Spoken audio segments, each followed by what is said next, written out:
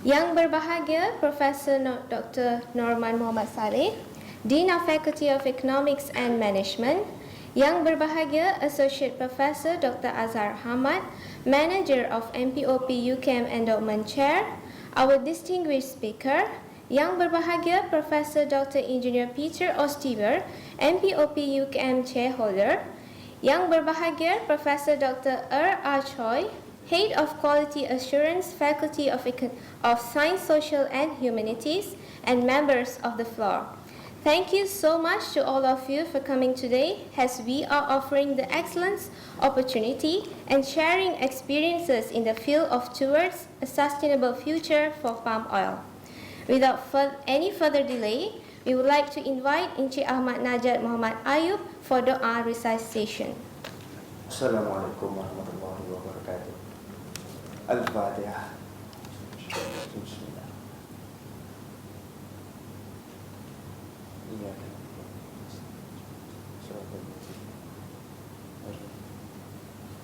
Bismillahirrahmanirrahim. Alhamdulillahirabbil alamin. Wassalatu wassalamu ala asyrafil anbiya'i wal mursalin wa ala alihi washabihi ajma'in. Allahumma ja'al jam'ana hadza jam'an marhuma wa tafarraqna min ba'di tafarruqan mubarakan ma'suma wa la taj'al lahumma fina wa la ma'na wa la man yasa'u saqiya wa la mahruma. Allahumma antal azizul jalil. Sesungguhnya kami berhimpun pada hari ini bagi menyatakan kesyukuran kami di atas kurniaan-Mu ya Allah. Jadikanlah kami hamba-Mu yang sentiasa bersyukur dengan nikmat yang Kau berikan kepada kami. Ya Allah, Ya Rahman, Ya Rahim, Kau berkatilah dan rahmatilah perjalanan seminar Palm Oil Industry Development for a Sustainable Economy pada hari ini. Sesungguhnya Engkau Maha mengetahui bahawa kami di sini ingin menimba ilmu-Mu yang teramat luas ya Allah. Justeru berkatilah dan rahmatilah perhimpunan kami ini. Kurniakanlah kepada kami ilmu-Mu ya Allah. Sinarilah hati kami dengan cahaya dan hidayah-Mu. Semoga segala perkongsian ilmu pada hari ini dapat kami hayati bersama. Rabbana atina fid dunya hasanah wa fil akhirati hasanah wa qina azabannar. Wa sallallahu ala sayyidina Muhammad wa ala alihi wa sahbihi wa sallim. Walhamdulillahirabbil alamin. Thank you, Encik Ahmad Najat, for the dua.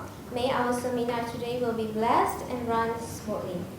Members of audience, ladies and gentlemen, we respectfully invite Yang Berbahagia Associate Professor Dr. Azhar Hamad, Chair of POIDSE Seminar and Workshop, to deliver his welcoming address. Please welcome.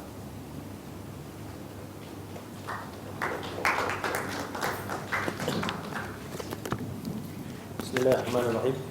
Assalamualaikum warahmatullahi wabarakatuh. Right. As the chair of this program and also the manager of the Endowment chair, it's a privilege and pleasure for me to welcome you all for coming to this program, to this 2-day program. So we have quite a full schedule here. So the morning session today will begin with our shareholder presentation, and then we have I think all of you, maybe the participants, are eager to deliver their presentation, to share their research output with us at 11:30. So we have two parallel session 1 and 2.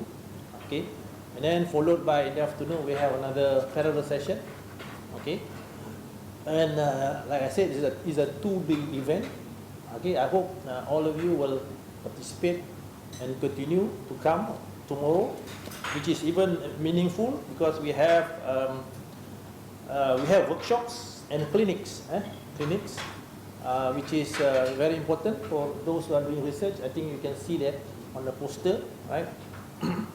So we hope you all take the best of what we try to do, to take this opportunity to learn, and hopefully enhance your skills. I think most of you here are researchers or PhD students or master students, so this is the time for you to learn from the experts. Okay, I think that's about all. Okay, once again I would like to welcome you and again appreciate and for your attendance. Thank you very much. Once again, thank you for coming. Assalamualaikum warahmatullahi wabarakatuh. Thank you, Associate Professor Dr. Azhar Ahmad, for the speech. Now, we respectfully invite Yang Berbahagia Professor Dr. Norman Muhammad Saleh, Dean of Faculty of Economics and Management, to deliver his opening speech. Please welcome. Bismillahirrahmanirrahim. Assalamualaikum warahmatullahi wabarakatuh and good morning. Yang berbahagia Prof. Dr. Peter, MPOB-UKM shareholder from Netherlands, Associate Professor Dr. Azhar Ahmad, Manager for MPOB-UKM, Chair, Professor Choi from FSSK, SEEDS FSSK, and distinguished guests from MPOB, UKM researchers, and ladies and gentlemen.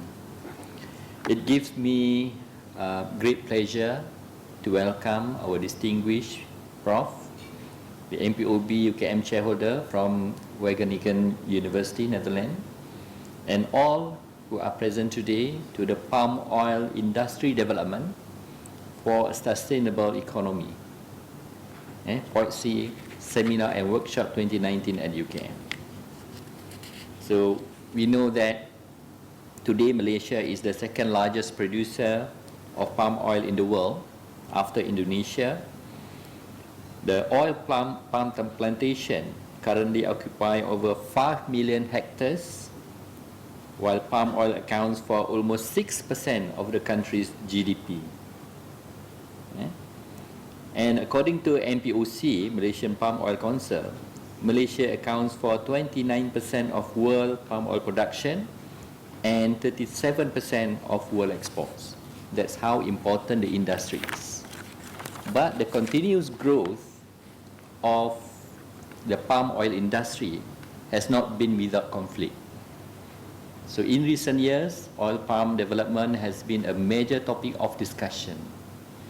On the one hand, palm oil production is seen as a driver of socio-economic development to the farmers, poverty alleviation, and rural development. On the other hand, it raises environmental concerns in terms of deforestation, pollution, and habitat loss, and also social concerns in terms of human rights and land conflicts.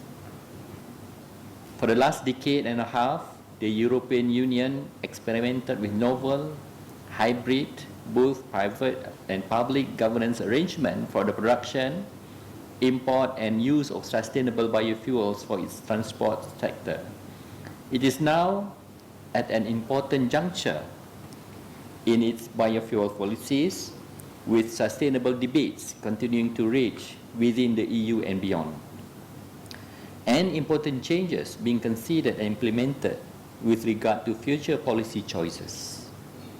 One major decision by the EU Parliament in January 2018 in regards to palm oil is to phase out the use of palm oil as a feedstock for production of biofuels by 2021. There is a threat for palm oil industry.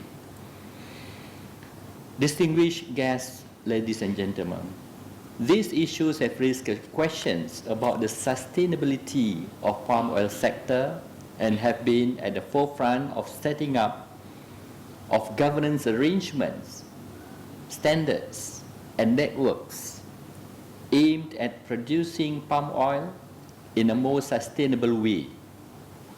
As for example, the Roundtable on Sustainable Palm Oil, RSPO, and Malaysian Sustainable Palm Oil Practices, MSPO.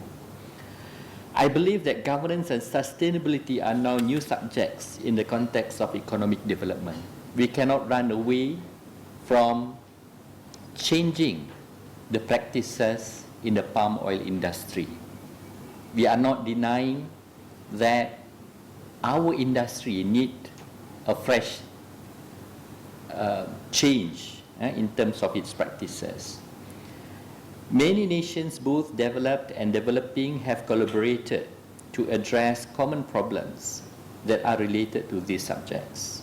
The concept of sustainable development has long been entrenched in Malaysia's national development planning processes since 1990s. Sustainable development, which consists of economic, environmental and social components, sometimes is referred to as triple bottom line, are essential and crucial in achieving sustainable development. In this regard, governance play an important component that integrates the triple bottom line. In fact, I have one research. My student is here, PhD students. We are looking at the performance of cooperative, farmers cooperative, using this triple bottom line that covers the economic, social and environmental aspects. Therefore, the theme for today's seminar on palm oil industry development for a sustainable economy is very timely, relevant and significant. We have to be at the forefront in terms of sustainable practices in the palm oil industry, although we are the second in terms of export. The choice of MPOB at UKM for Prof. Peter to deliver his keynote address on such topic today manifests recognition to the MPOB at UKM as a research arm for FEP and UKM, specializing in research on socio-economics discipline for the palm oil industry.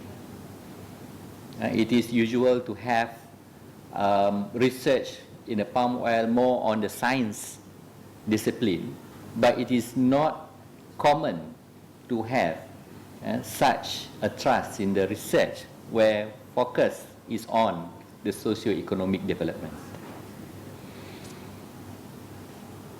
It is an honor to have the distinguished Prof as our eminent speaker to share his expertise and knowledge on a topic that is of interest to many at the present time. I hope these sessions will highlight possible avenues for cooperation between government agencies, universities, ministries, and countries, and also come up with beneficial, cutting-edge resolutions which can positively impact the economic development of Malaysia. Ladies and gentlemen, in closing, I wish to express my gratitude to all participants for the full cooperation and contribution to this session. I take this opportunity to thank the MPOB-UKM Endowment Chair, Faculty of Economics and Management, and the team led by Dr. Azhar and his team for organizing this seminar, and specifically to MPOB for the full support. Thank you very much.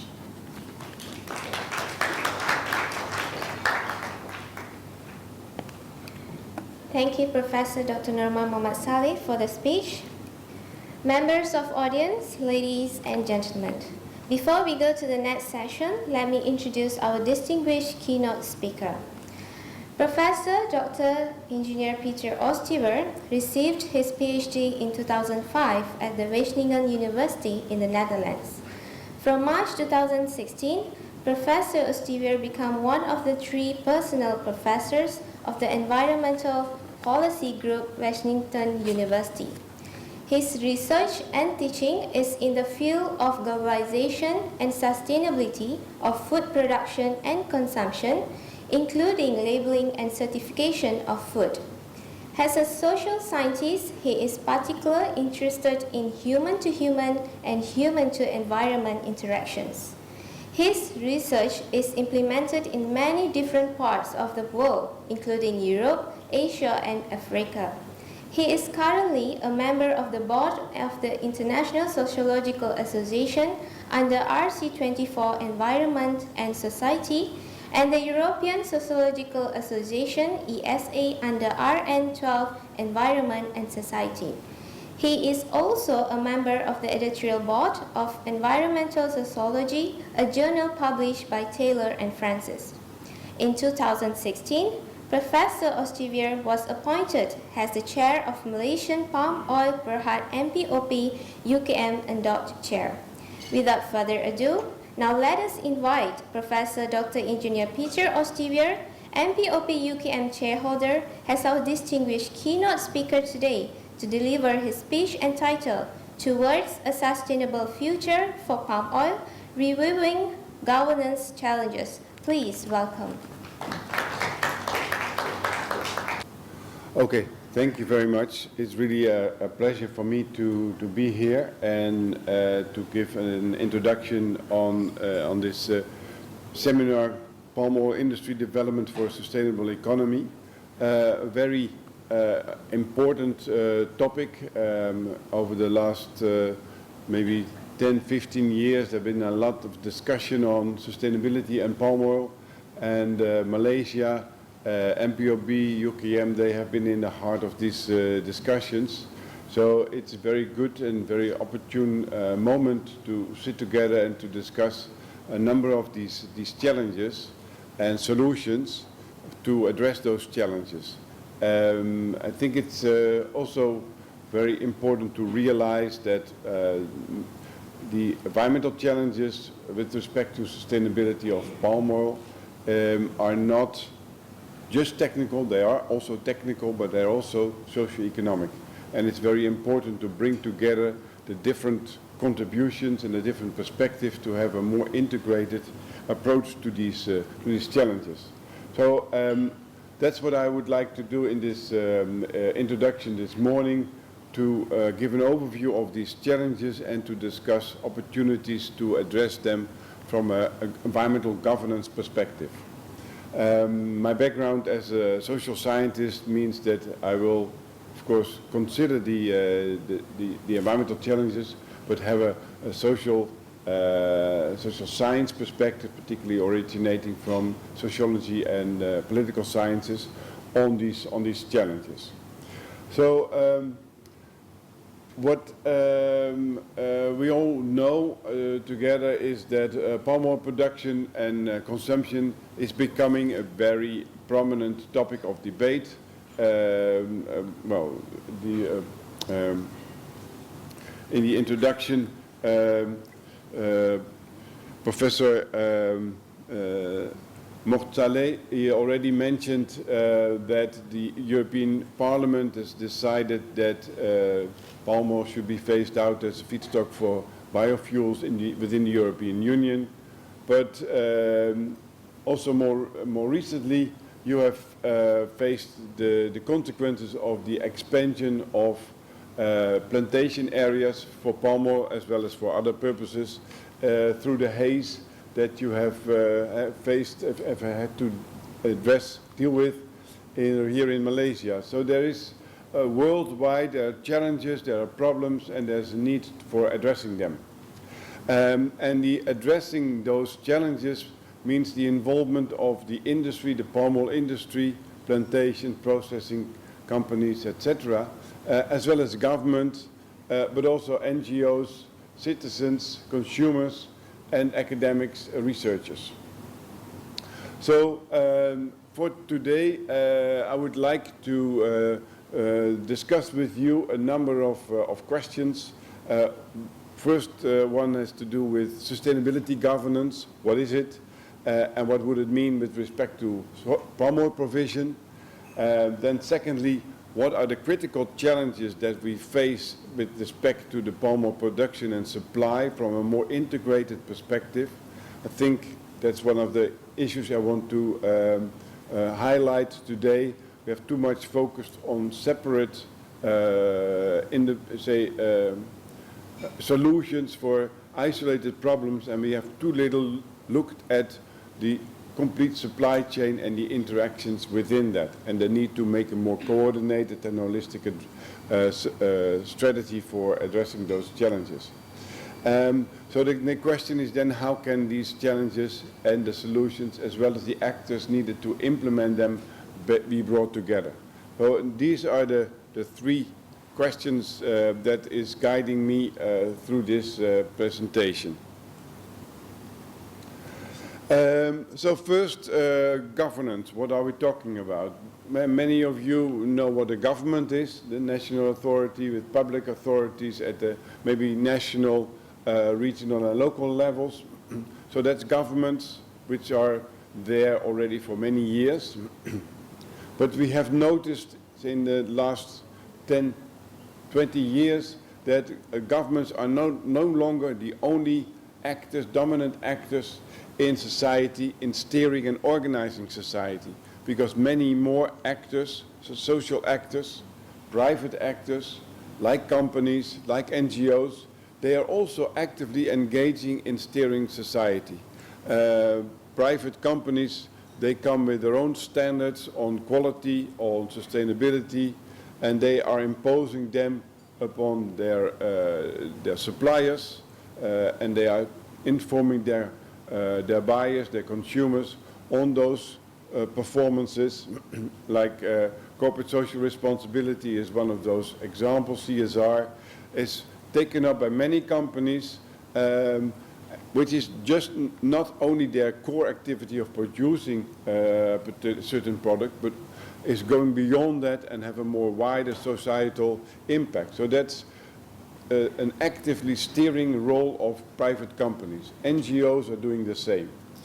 And when we bring all those actors that are trying to steer society towards a particular future together, we talk about governance. And governance actors may therefore be public actors, governments. They are still very relevant, of course, but they also have to deal with and address with and are confronted with private governance actors. So private companies that are collaborating or working across boundaries of national states, they have a big impact, which are not, and they are not controlled by individual governments. So therefore we prefer nowadays to talk about governance instead of government. And sustainable palm oil governance is therefore a challenge that involves those different kinds of actors. And it therefore also entails the balance of power between these actors, because they all have their own particular sources of power. And they can be financial sources, can be legal sources, that can be communicational sources, informational sources of power. These are all spread among those different actors, and they have particular balances and therefore lead to particular outcomes. So there's not a clear arrangement in governing sustainable palm oil. There's not, say, a law that indicates who is responsible for what. Many actors are acting on the same time. They may contradict, they may collaborate, they may compete. So there is a question on how to coordinate these different actors and their potential contributions to make a more coordinated and an effective, an integrated and effective strategy towards promoting more sustainable palm oil supply. Then the second element here in the introduction is sustainability. And sustainability, the understanding of the definition of sustainability originates already from a report more than 30 years ago of the World Commission on Environment and Development, also known as the Brundtland Report. In 1987, they defined sustainable development as development that meets the needs of the present without compromising the ability of future generations to meet their own needs. Very broad and general definition, but basically arguing that we should take care of the future. We should take care of future generations and the future of the world, to give also our children and grandchildren the opportunity to live a good life. And basically the background of this notion of sustainable development is there is a need to combine development, economic development, technological innovation, social economic improvement with environmental aims and environmental conditions. And in practice, this understanding of sustainability has been separated into three different dimensions. We have the economic dimension, dealing with issues of income, development, employment, the social dimension, dealing with welfare of people, the role of smallholders, the poor, and the environmental dimension, dealing with issues like climate, biodiversity, pollution, etc. So these three dimensions of sustainability, also known as the triple P, people, planet, and profit, they have to be combined. So if you see there are three dimensions with three different characteristics, you can already see there is a need to balance. It's not possible to optimize one of them without undermining others of these three elements. So the question is how to combine people, planet, and profit in sustainable development. That's a big challenge. Well, we have complicated the challenge even more because some years ago, 2016, the United Nations agreed on a number of goals that has to be achieved in 2030.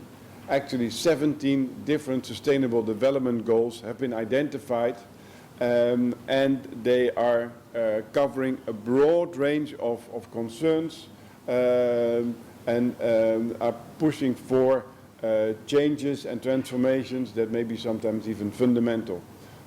No poverty, no hunger, or zero hunger. We all understand what that means, but it's a very difficult challenge to achieve. And I'm not sure whether it works. Oh yeah, it does work. So when you think about palm oil, you can understand, well, it relates to development and poverty. It relates also to hunger. It relates to health and well-being. Maybe less quality in education, but gender equality is important. Clear water and sanitation is important. What did we have here? I can't read it from here, but we say there are water quality, climate. These are all elements, these are all sustainable development goals that relate to palm oil. So even beyond the triple P that we just mentioned, we now say we have to look for an integrated approach of many different sustainable development goals. So that is complicating the challenges for palm oil provision. So we have to take that into in the back of our mind when we think about challenges and opportunities of sustainable palm oil. So when we look at the palm oil supply chain, we can differentiate cultivation, harvesting, processing, and use as different stages of that supply chain. These different stages of the supply chain involve different actors. The producers, farmers, plantation companies, workers, etc., collectors, traders, they are involved. The industry, processors, final industries, transporters, public authorities, at different levels, consumers and NGOs, these are all social actors, societal actors that are involved in the different phases, stages of the supply chain. And if we take a more integrated look at palm oil provision, and that's what I would like to promote here in this presentation, we can build on, in my view, on a very well-developed model on food systems that was developed by the high-level panel of experts in 2017. And I have adapted this a little bit to focus on the palm oil supply. The model was developed for food systems as a whole. But here you can see that the palm oil supply chain is a part of a much wider system. And therefore, understanding the sustainability challenge within the palm oil supply chain needs to consider these other elements. Well, first, it's important to see that palm oil supply, producing palm oil, cannot go without the use of palm oil. So we have to connect directly production and consumption. And being a natural resource, there is a an issue of waste and recycling. So we have to make an integrated approach of this supply and consumption and end use. Together, these activities lead to impact, social, economic and environmental impact. And these impacts actually contribute to a number of drivers that is influencing change and transformation of the supply chain. So it has to do with demographic, sociocultural, political, technological drivers. These are outside of the palm oil supply chain, but they directly influence some or all part of the supply chain.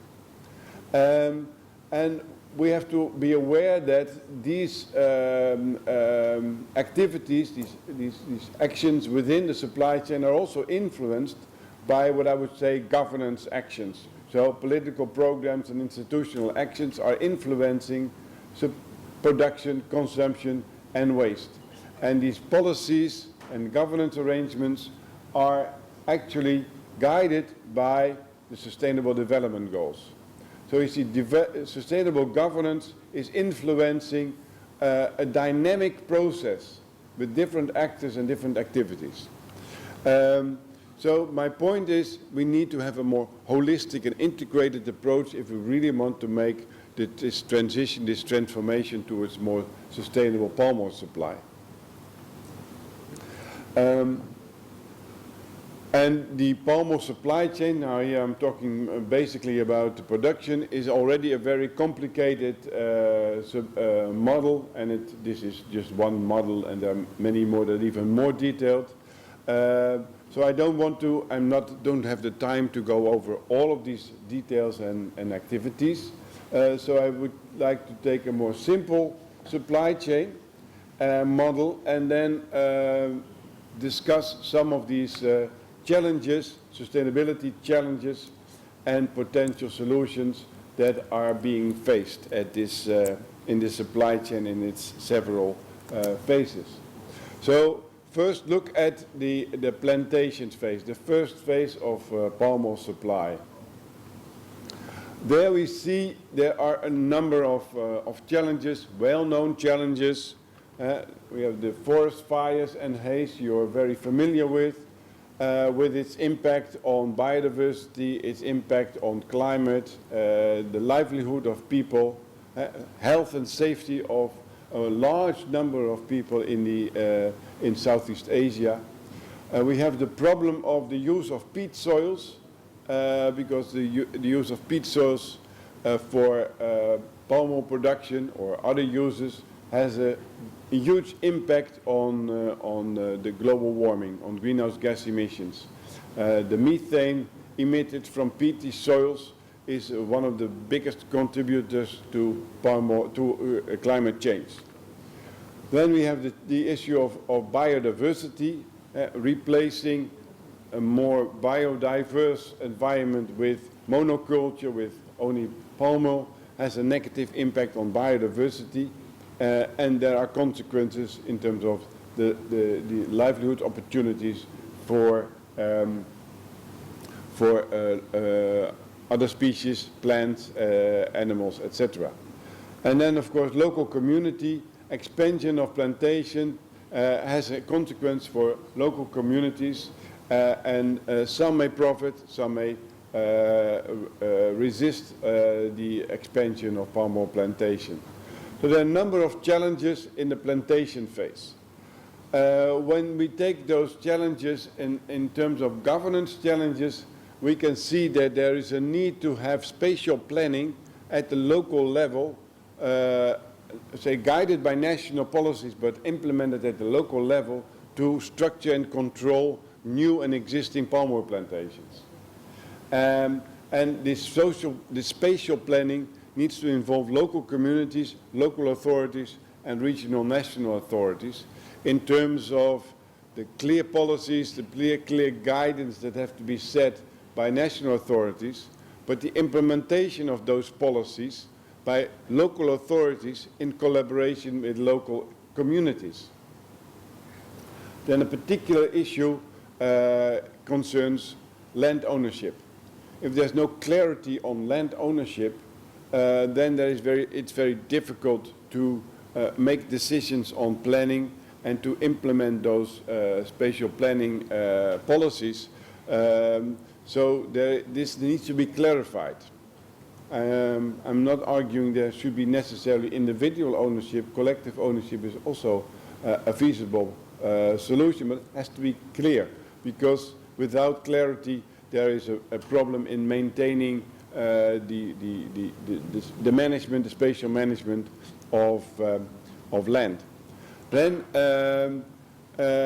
I think it's an interesting new line in research, and they need to be taken up also by governance actors, which is the opportunities for mixed cropping. Instead of monocropping, only have palm oil trees in large plantations, which is a risk of the biodiversity problem, as I mentioned before, but may also in the longer term lead to a problem of fertility of the soil. So there is a need to consider opportunities to make mixtures of plant production, like a combination of different crops, not just at the beginning stage, but also at the later stage of the palm oil plantation. One example that I know of is black pepper combined with palm oil plantations.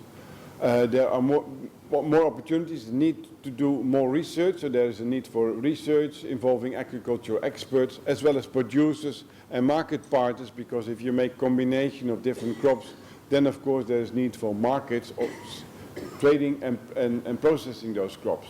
And national authorities who may be needed to support financially innovative arrangements.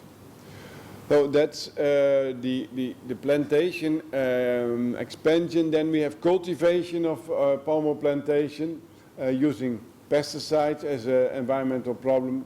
Labor condition is a social problem. And at the end of the life cycle of the palm oil plantation, there is the biomass, the leftovers of the field, the trunks. What to do with that? So these challenges can be addressed in different ways through environmental and labor regulations. They have to be there. Sometimes they are there, but they are not implemented.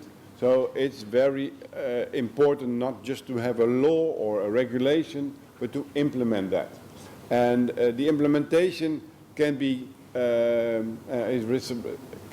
strengthened by involving labor unions, NGOs, as well as the producers at the local level, so the larger and the smaller producers.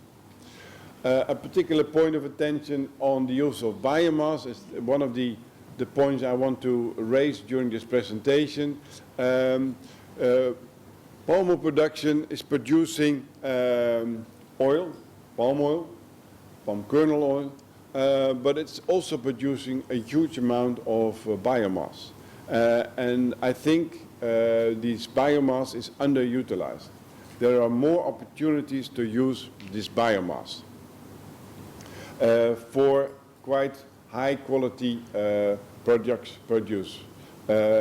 And for doing that, we need technical experts and economic experts to sort out the opportunities, technological and market opportunities for the use of biomass, involving market partners in implementing these opportunities, and public authorities which may engage through subsidies for innovations that are advancing in this use of biomass.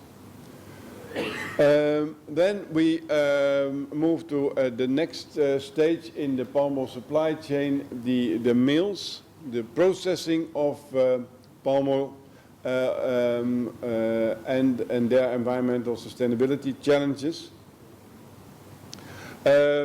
In the palm oil processing, we again have this issue of biomass through the production of empty fruit bunches.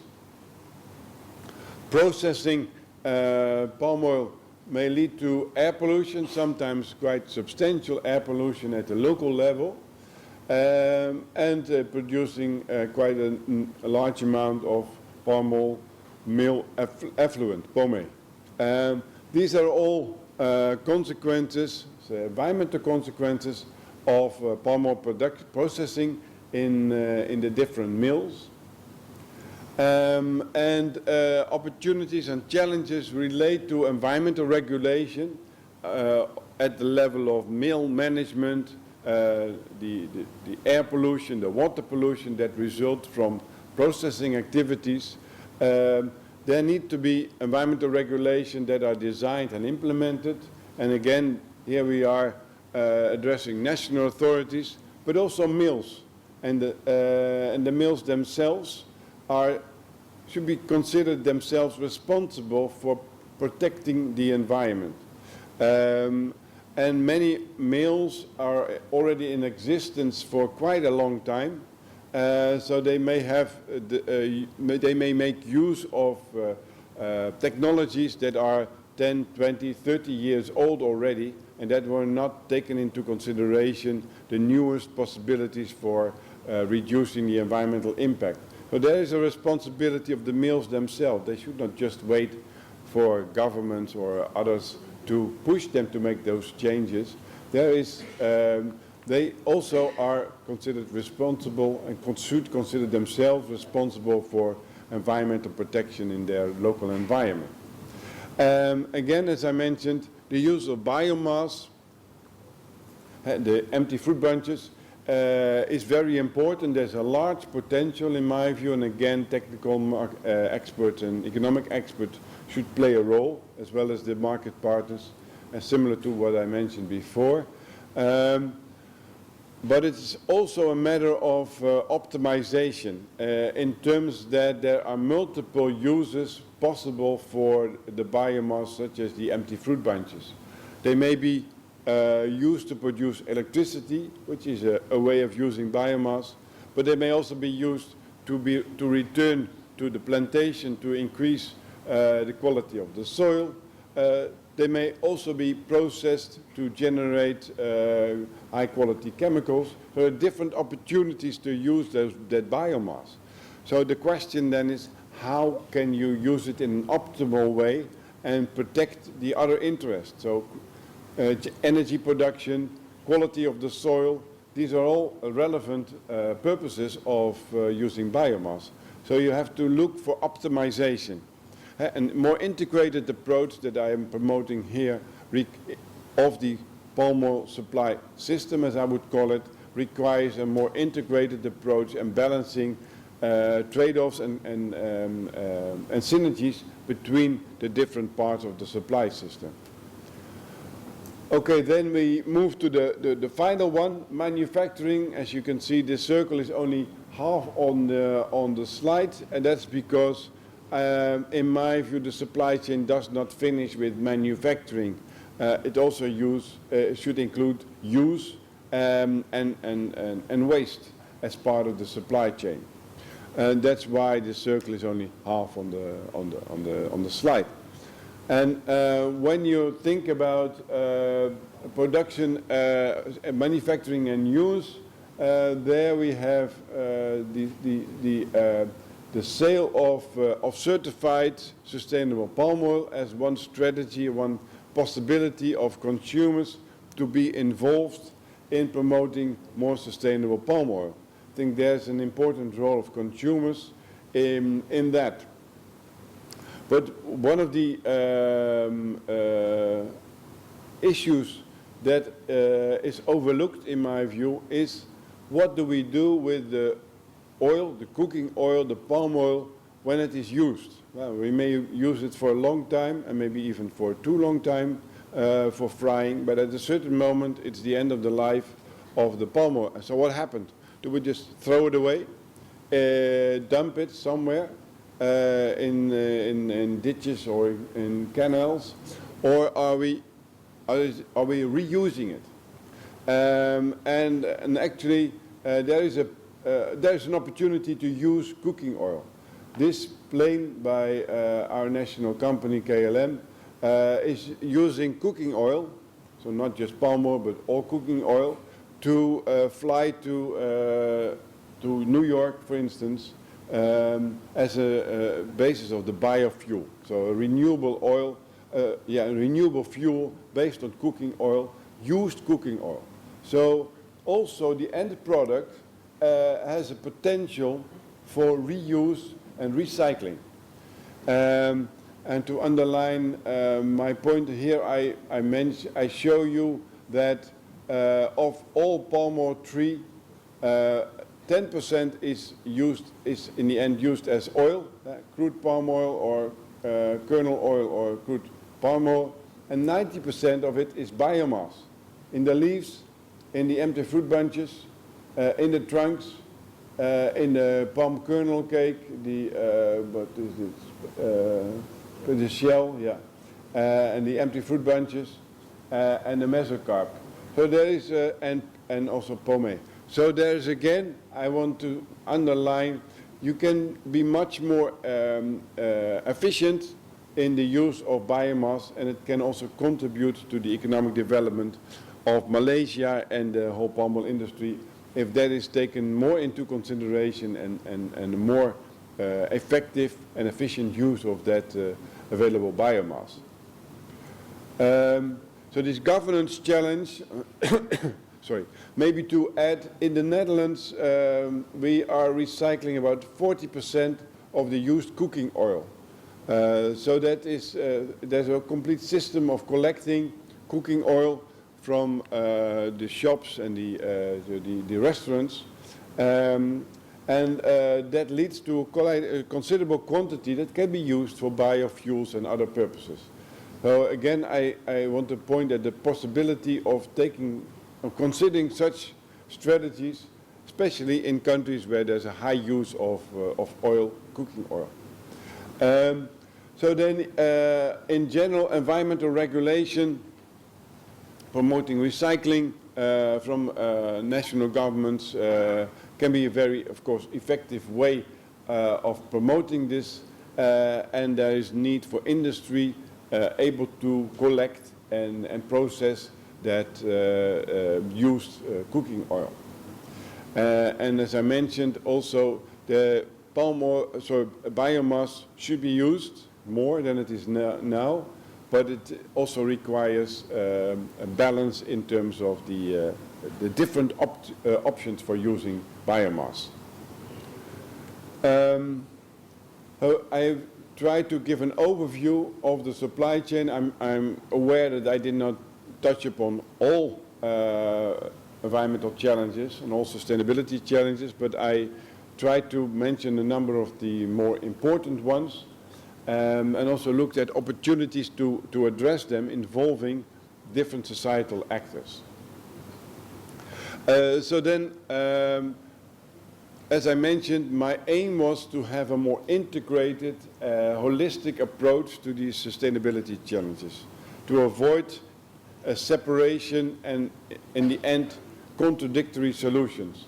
So how can we make sure that there is a more holistic and more integrated approach to address these sustainability challenges?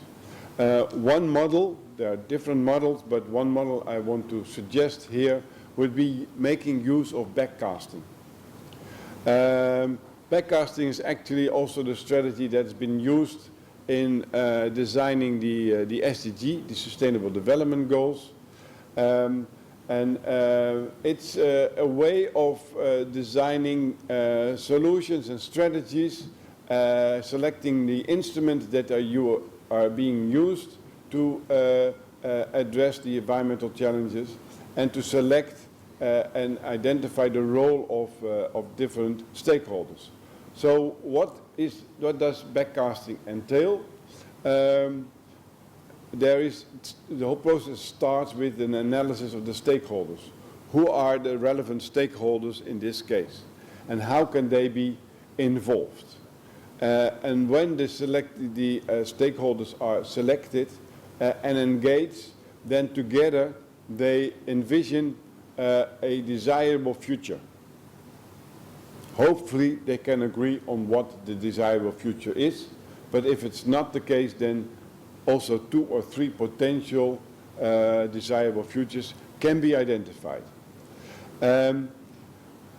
Then the next stage is to, and then think about 2030, so a middle range period where you have opportunities to make changes.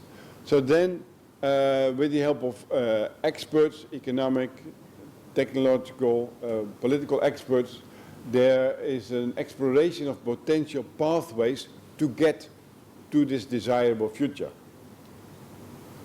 And then there is need through modeling, through, again, exercise with experts to check whether these pathways will actually result in the desired future. And in those processes of exploring and checking, there can be a selection. If there are multiple desirable futures, then there can be a balancing or a ranking of those which are more feasible than the others. And when that process is concluded, then on the basis of the desired future, the strategies to get there, there can be a selection of action plans involving different stakeholders to create those, to realize those goals. So you think about a future at the longer term, and you develop and you design pathways to get there involving different stakeholders. That's a well-known tool. It's complicated, and I would not advise to take all the environmental challenges that Malaysia is facing with respect to palm oil, but you could be focusing on a number of critical issues and then see how you can design ways to get there. It can be a very effective strategy, like these SDGs have been designed to force people to think about how can we make those goals real. So how can we make sure there is no more hunger in 2030? And the way to do that is not defined yet. So it gives opportunities for designing different pathways. But these stakeholders have to get together to design those pathways.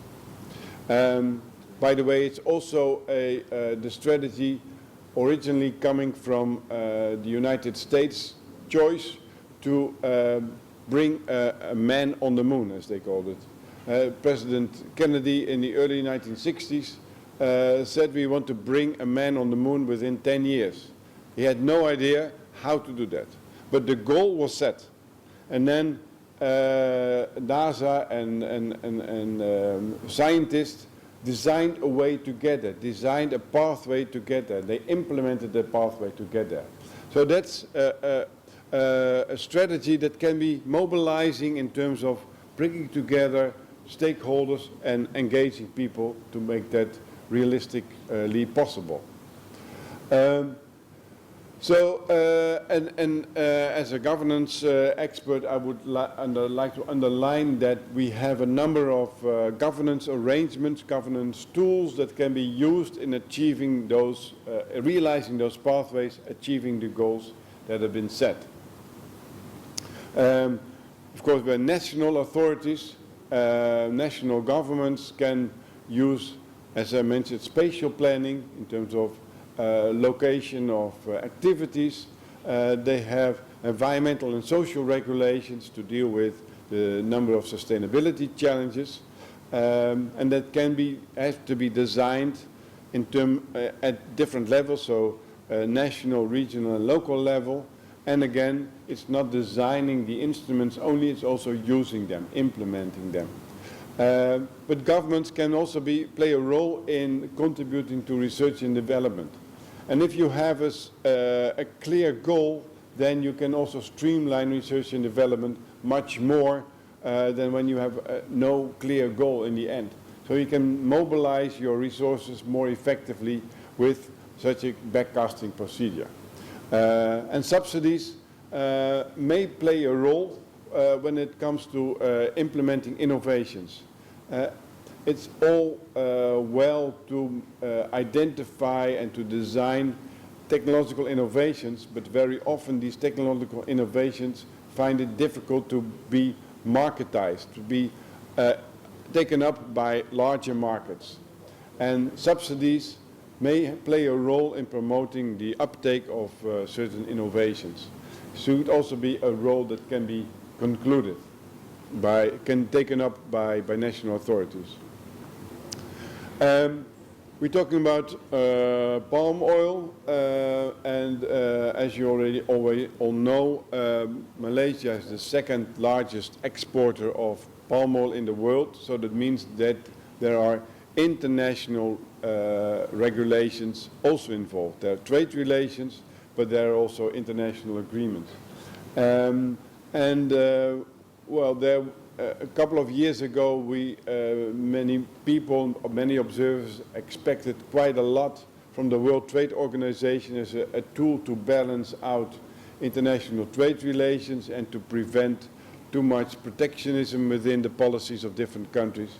But unfortunately, it seems that the global political climate is changing, and there's much more concern and much more, say, attention for protecting national interest, and that may have an impact on international trade.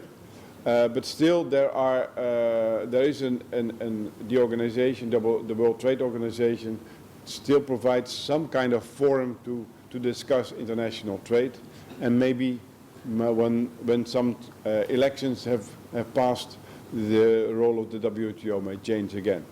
We don't know. But nevertheless, I am sure we need to have a global forum to discuss international trade and how to make sure that it is profitable for all parties and not just one. And the FAO, the Agriculture Organization of the United Nations, is a relevant actor in terms of providing information and support to agriculture, including palm oil. Then market instruments taken up by NGOs, private companies, producer companies, processing companies, as well as retailers, supermarkets, etc. They may use standards, sustainability standards that are shared and agreed upon by the different stakeholders, and through labeling and certification it becomes possible to have a system-wide impact in terms of promoting sustainability. And prices, of course, play an important role. Global prices for palm oil production, for palm oil products, is a relevant tool. And so, is there any way of making sure that the price is sustainable in the sense that if we consider environmental protection and social welfare important goals of our economy, then it means the costs that are involved in doing those activities somehow has to be calculated into the price. It's a very challenging statement because it's very difficult to do, but there are efforts to make sure that price is not always put to the bare minimum, but also to make sure that public interests are protected. And then finally, there's a category of alternative instruments, and we made this look for opportunities to have projects of improvement, sustainability partnerships with different actors in the the palm oil supply system. And there may be a possibility for pre-competitive collaboration. So before that, it's not just individual companies who are looking for the highest profit, but also try to see if they can agree on some basic standards. And that's well known in terms of quality standards, but it can also be done in terms of social and environmental standards, so in terms of sustainability. Another range of alternative instruments is not looking only at the individual farm or the individual company, but to look at a more wider approach, such as area-based management, which includes also the local environment of production, areas. And also there are opportunities to improve the traceability of products, and that traceability of improved traceability gives opportunities, improved opportunities of steering the supply chain. I think a number of them are well known, a number of these government instruments, but I think two things I want to mention here. We have to maybe look also more into these alternative instruments, but particularly we have to see how we can make those existing instruments also more effective.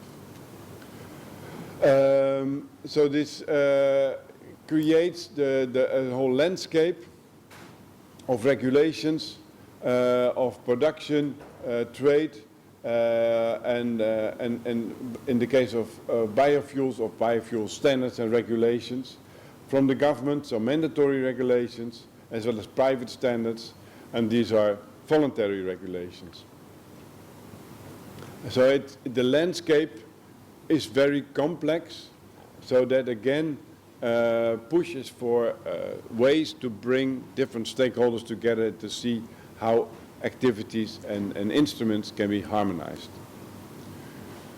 So to conclude this introduction, I think I have to try to show that promoting sustainability in palm oil provision, so the palm oil supply system as I call it, means addressing a large number of challenges. I've illustrated some of them, and I'm sure I didn't cover all of them.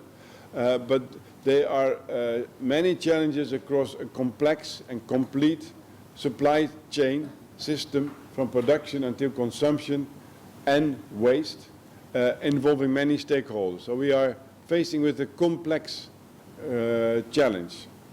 That means that we need to develop more integrated approaches involving different stakeholders in a more systematic and coherent way. And this collaboration between these stakeholders is needed to be effective. And it's not a one effort that can solve all the problems. So there is a big challenge to identify key priority areas to deal with in an integrated manner. And so that's I think challenge number one. What are key priority areas, and then address them.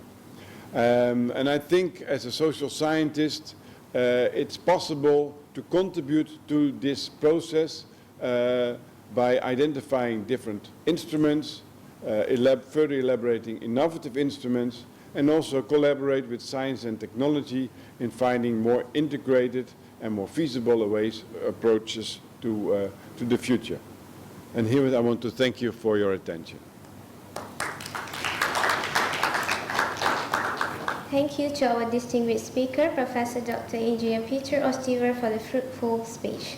Members of audience, ladies and gentlemen, now we would like to open the floor for the question and answer session. So welcome all the guests to participate. Anyone has the questions to ask to the Professor Dr. Peter Oosterweyde?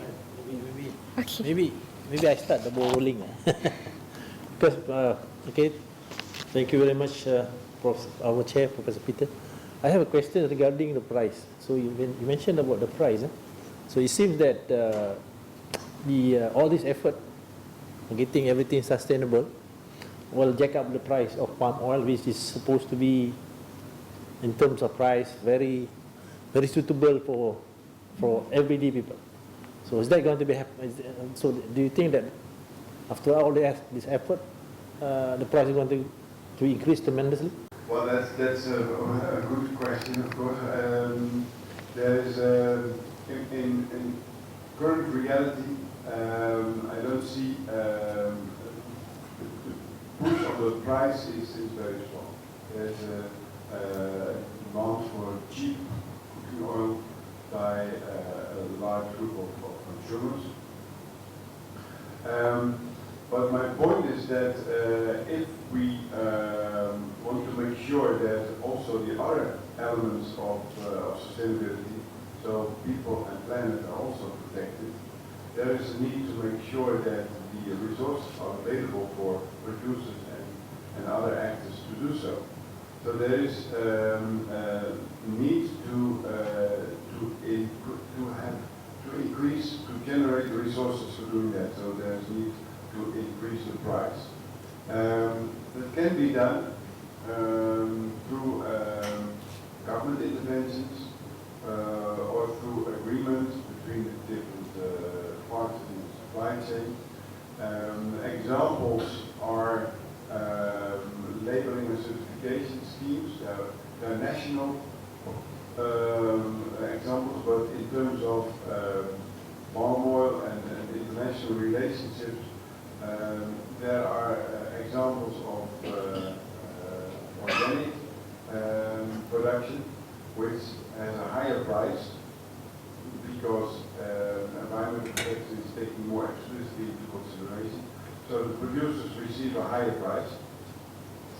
And also different forms of fair trade collaboration. That's private certification schemes or private arrangement, but they also realize a higher price for producers. So there are opportunities, and for an international traded product like palm oil, it is challenging. To have it at a wider scale. But the convincing argument to me is that if these costs for environmental protection and social welfare are not guaranteed, there is a problem in future production of sufficient palm oil. So there is an interest, not a short-term interest, but a middle-range and longer-term interest, also for companies and for the end consumers to take these costs into consideration.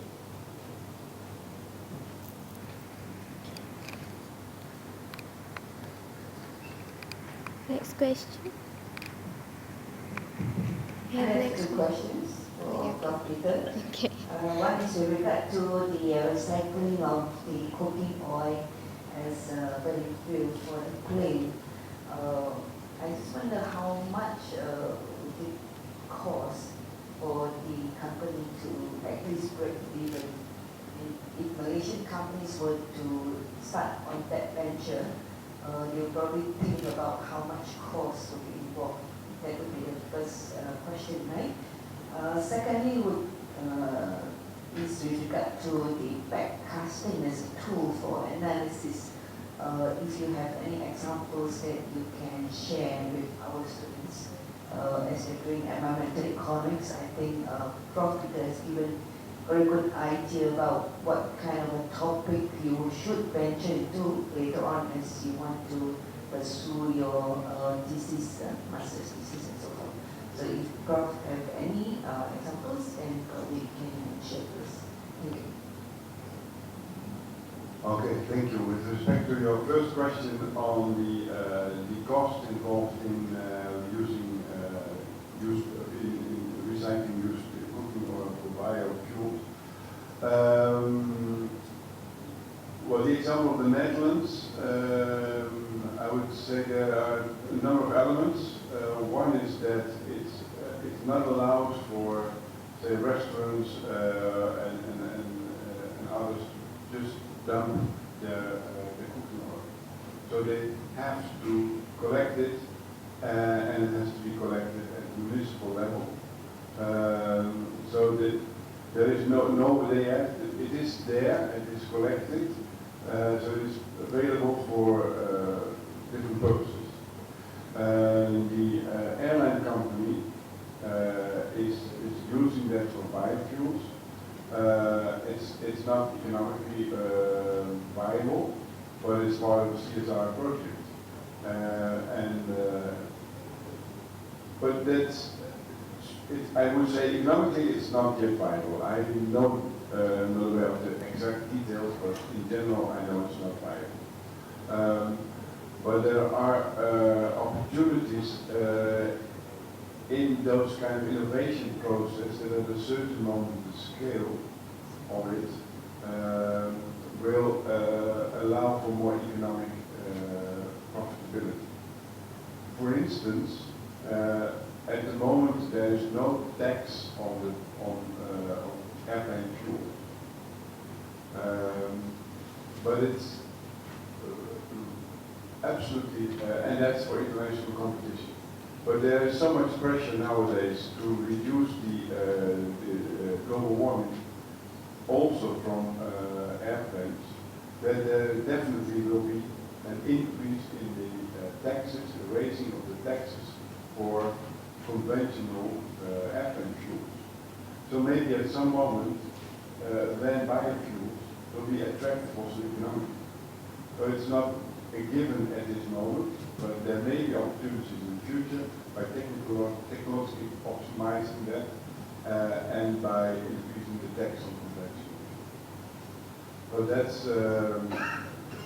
one. The second question on examples, there are different small-scale examples. I'm not aware of any examples with respect to palm oil. But there is an interesting example on the animal production sector in Uruguay. They made quite a recently, I think it was 2018, complete process of backcasting on how they want to have the animal sector, basically beef production, in Uruguay designed to become more sustainable. So that's interesting. Well, there is a report available on that. It should be available online. Next question.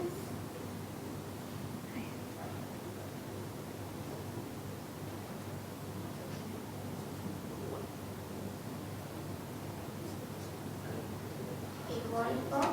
I have a question on EU policy on palm oil and regarding the European perspective. So, do the other alternative oils, do they have a better reputation or better management system than Southeast Asian palm oil? That's my question.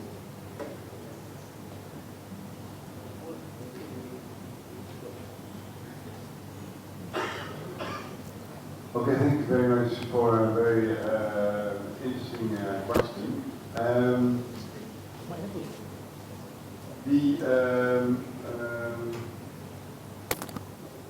Well, let me say that there are many different oils that are used for cooking oil within Europe, and they are produced in different ways.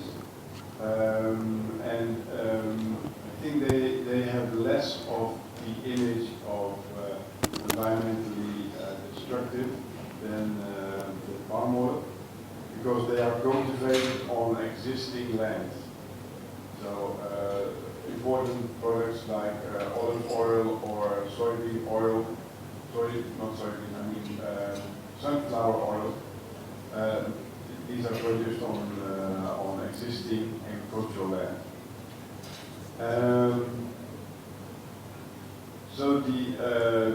I think the environmental challenges that palm oil is facing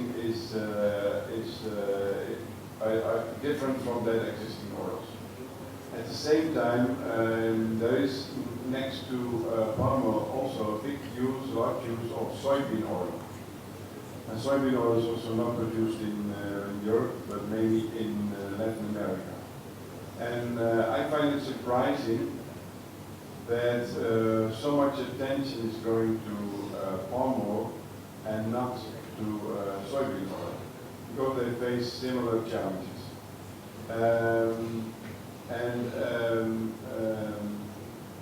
I would expect that the policy should be equal to all oil that is being produced. And my impression is that that's not the case at the moment. So, for instance, when it comes to biofuels, because that's the most sensitive part of the use of vegetable oil, I think for consumption there's not so much an issue for human consumption and for processing into all kind of food products and soaps, etc. I don't think there's a big issue. It's biofuels that is the big issue, that's most controversial. And I would expect there to be standards for all inputs, all feedstocks that are the same. And my impression is that they are not the same.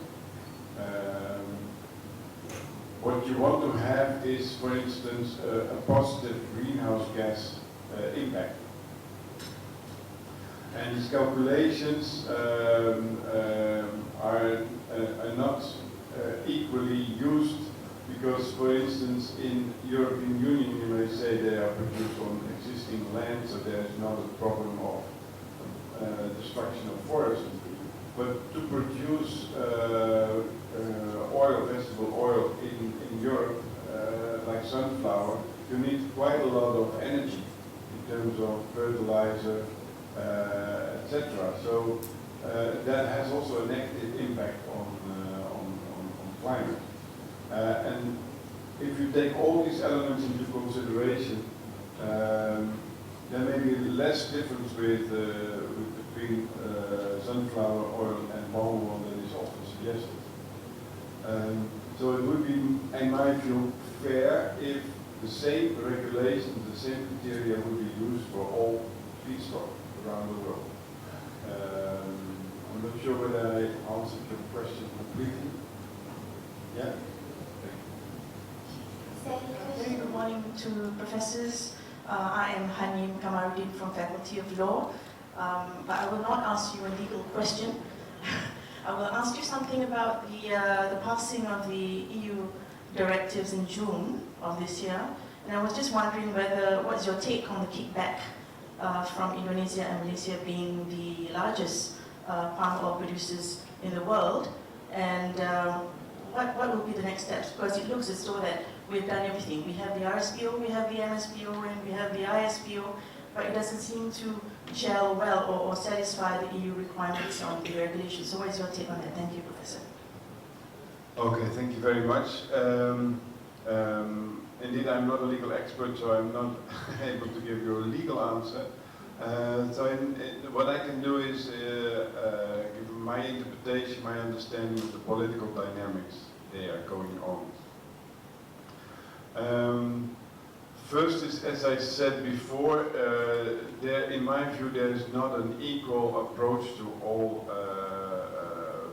feedstock for biofuels. They should apply the same standards, which is not the case. So that's inequality. Palm oil particularly has a negative image, which is strengthened again in the last few weeks because of the haze, the forest fires that every European has seen clearly on television, but it's directly connected to palm oil production, and it's only supporting, I mean, European consumers and politicians, I don't think they make a big distinction between Indonesia or Malaysia. So for them it's not important whether the fires were in Malaysia or in Indonesia. That doesn't make any difference in terms of the image of palm oil. Then there is this question of, well, the guarantees of sustainability through national standards. So ISPO and MSPO are national standards. That means that national governments have developed them, designed them, and forced them, made them mandatory, you should say, to all producers. In general, those kind of standards are not very convincing at the international level, because they are seen as PR actions by national governments. Because there is no independent third party assessing whether or not they fulfill the criteria. So my question is, if this is a standard that is really guaranteeing the quality and sustainability also for the future of palm oil, how can it be that all producers in Indonesia and Malaysia can fulfill that standard? I would be surprised. So my question is, how can you make a convincing claim that a national standard is more than PR? And there you need international recognition of these standards, and that's not the case. I think governments have, in Indonesia and Malaysia, put much effort to promote their national standard. And Malaysia probably is more successful than Indonesia in implementing it at the national level, but they have not taken enough effort in convincing the rest of the world that this is a standard that is convincing, that is not just PR. I'm not saying it is or it isn't, but in the international political debate, national standards, national sustainability standards are generally not very convincing. Any questions more? Good morning, professors. My name is Ahmad Nizam. I'm from FEP, Faculty of Economic and Management. My question is very simple. From your experience, how far that we have gone in terms of regional cooperation? Because you know that Indonesia is the two largest exporter of palm oil. So at which level are the regional cooperation in order to achieving the sustainable development goals? And also, how we see the economic trade-off between economy and security. When we have the cross-border case, for example, we cannot charge those people who are doing, the forest burning in Indonesia to is a local company. So how you see economic trade-off between the economy and security? Because even when Indonesia offer the assistance in putting out the fire in Indonesia because of the Zofan and everything. So how you see the economy as a key driver in moving that so that we can harmonize the regional cooperation between countries? Yeah, thank you for your question. Well, regional collaboration, as I mentioned just now, that for the rest of the world,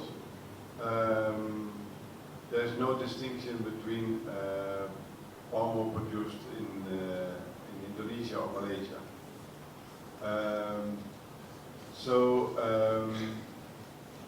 You could, well, one way out of that would be to make clear policy to make a distinction in terms of the palm oil produced from Malaysia, palm oil produced from Indonesia, to make sure to convince the rest of the world that it's better or it's more sustainable or whatever, to make a distinction between these two countries. I guess that is very unlikely that that will be successful, because the differences are maybe there, but they're very difficult to really show in terms of the product, in terms of the performance.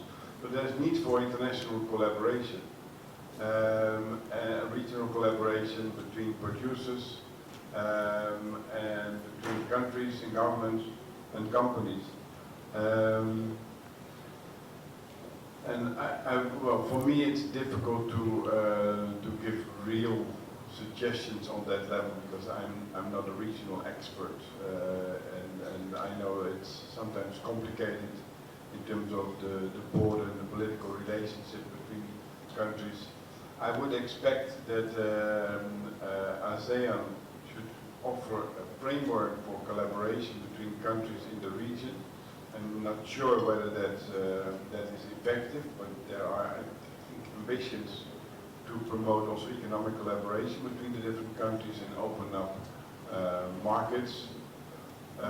So that would be an institutional pressure to enhance collaboration between Indonesia and Malaysia in palm oil production and also in certain equality and sustainability. I'm not sure whether that will be effective, but I think it's an important strategy, an option that needs to be taken into consideration. I don't think that trying to promote Malaysian palm oil as being different from Indonesian palm oil, well, I'm hesitating to expect that to be a successful one. At the same time, maybe if I may add one thing, because we are talking very much on Malaysia and the European Union, but we should not forget that India is the largest importer of palm oil, and then the European Union, and then China. So most of the palm oil remained within Asia. So I also think one should not over-stress the role of the European Union in palm oil business. Other countries in Asia are becoming more important. So that should be included also in reflections of strategies. Okay. Any more questions? So that's all. We will end the question and answer session. So thank you everyone for the participation. So now, as a sign of gratitude and appreciation, let us now invite Yang Berbahagia Associate Professor Dr. Azhar Hamad, Manager of MPOB-UKM Endowment, to accompany Professor Dr. Norman Mohammad Saleh, Dean of Faculty of Economics and Management, to present a token of appreciation to our distinguished speaker. Please welcome Yang Berbahagia Professor Dr. Engineer Peter Ostivier, MPOB-UKM Chairholder.